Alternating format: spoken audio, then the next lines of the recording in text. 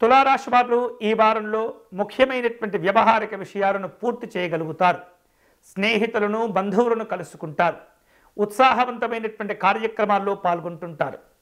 ఈ వారంలో తులారాశి వారు ఏర్పాటు చేసుకునేటువంటి కార్యక్రమాలన్నీ కూడా పూర్తి చేసుకోగలుగుతారు. ఏవైతే మీరు అనుకున్నటువంటి ఆలోచించినటువంటి అంచనాలు ఉంటాయో ఆ అంచనాలన్నీ కూడా నిజమయ్యేటటువంటి అవకాశాలు ఉంటాయి.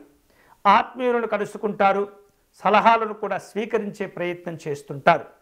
ఈ వారంలో ఆస్తిపరంగా ఉన్నటువంటి ఇబ్బందులను అధిగమించేటటువంటి క్రమంలో న్యాయపరమైనటువంటి సలహాలు పొందేందుకు ప్రయత్నాలు జరుగుతుంటాయి. ఆరోగ్య విషయాల్లో జాగ్రత్తగా ఉండాలి. అనవసరమైనటువంటి ఒత్తిడి దరి చేరకుండా ఎప్పటికప్పుడు మిమ్మల్ని మీరు ధైర్యంగా నిలుపుకునేటటువంటి ప్రయత్నం చేస్తుండాలి. వాహనాల విషయంలో ఒత్తిడి ఉంటుంది. గృహ నిర్మాణాది కార్యక్రమాల్లో ఉన్నటువంటి వాళ్లకు ఖర్చులు కూడా పెరుగుతూ ఉంటాయి.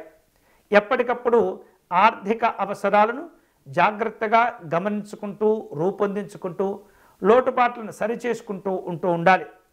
విద్యార్థులకు ఈ వారం ఉత్సాహంగా ఉండేటటువంటి అవకాశాలు కనిపిస్తున్నాయి. ఆర్థికపరమైనటువంటి అంశాల్లో కావచ్చు, వ్యాపార రంగంలో ఉన్నటువంటి వాళ్ళు కావచ్చు, కాస్త అధిక మొత్తంలో పెట్టుబడులు పెట్టేటటువంటి ప్రయత్నాలు కూడా చేస్తుంటారు. ఉద్యోగ అధికారికపరమైనటువంటి అంశాల్లో ఎవరో ఒకరు మీ విధులకు ఆటంకాలను కలిగించేటటువంటి ప్రయత్నాలు చేస్తుంటారు. పారిశ్రామిక రంగాల్లో ఉన్నటువంటి వ్యక్తులందరూ కూడా ఉన్నతపరమైనటువంటి ఆలోచనలు చేస్తూ ఉంటారు. దూర ప్రయాణాలు చేయవలసిన అవసరాలు ఏర్పడుతూ ఉంటాయి.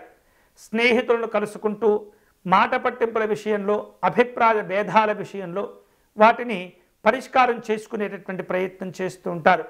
వివిధ రూపాల్లో ఒత్తిడిని తగ్గించుకునేటటువంటి ప్రయత్నం చేస్తుండాలి.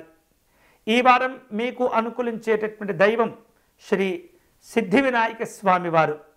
మహాగణపతి స్వామివారిని దర్శనం చేసుకోవటం, సంకటనాశ గణపతి స్తోత్రమును పారాయణం చేయటం అనేది చాలా చాలా మంచిది.